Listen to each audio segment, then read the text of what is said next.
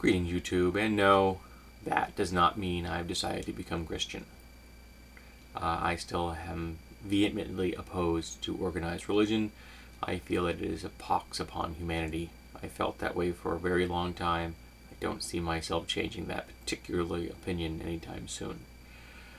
No, but I have found myself contemplating Jesus in light of a couple of pieces of information that I've received over the past, 6 months. One of them just quite recently, like last week.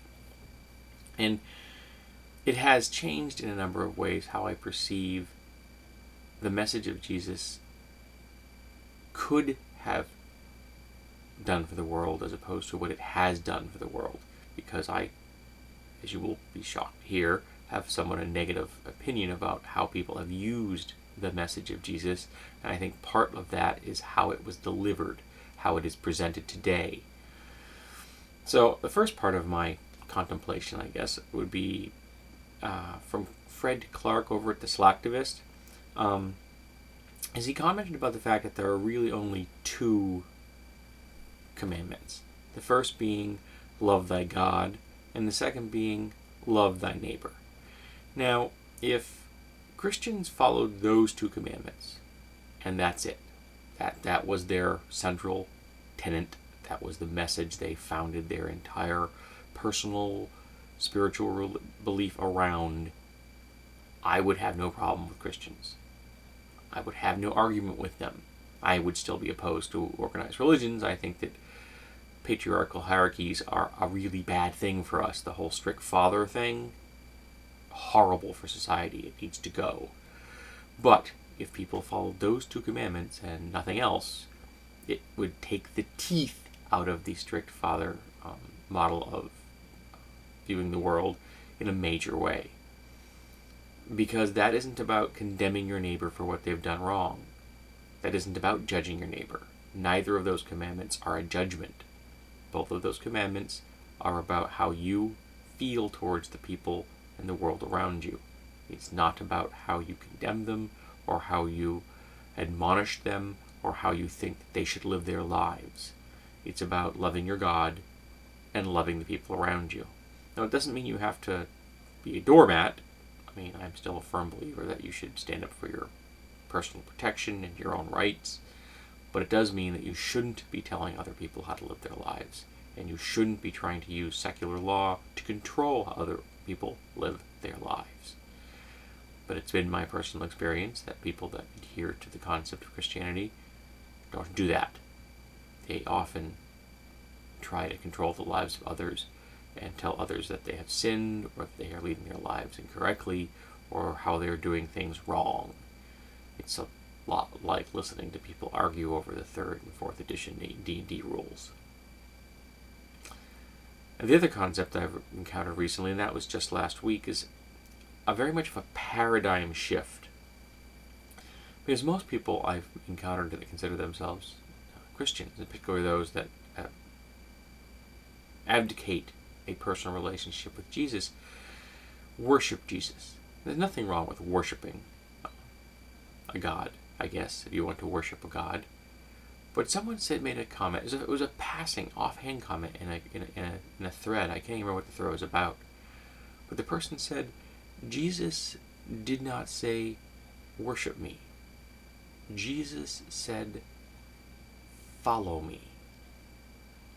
And that's a profound difference. That's a sea change. That's an earth-shattering difference between worship and follow. So I believe in two gods, my goddess and Ta. And you could say in a very loose matter because they are my gods, they are people that I worship.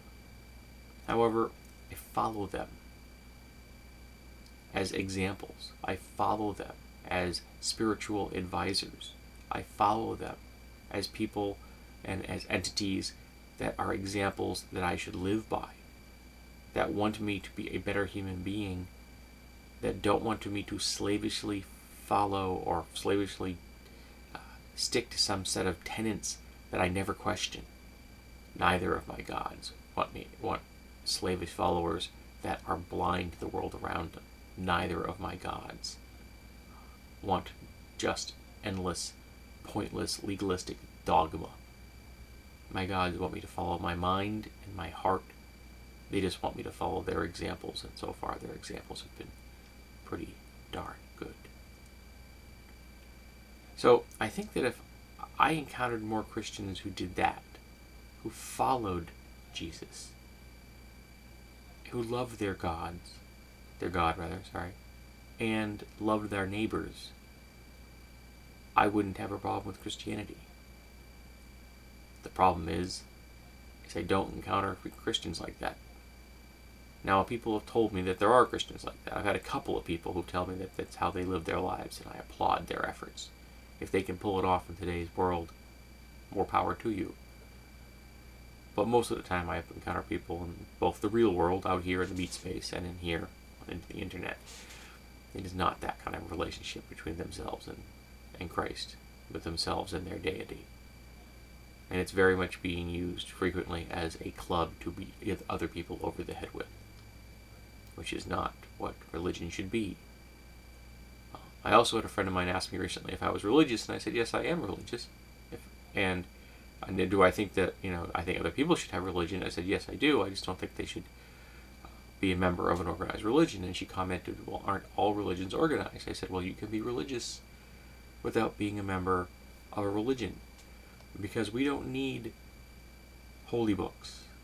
We don't need priests. We don't need endless legalistic dogma.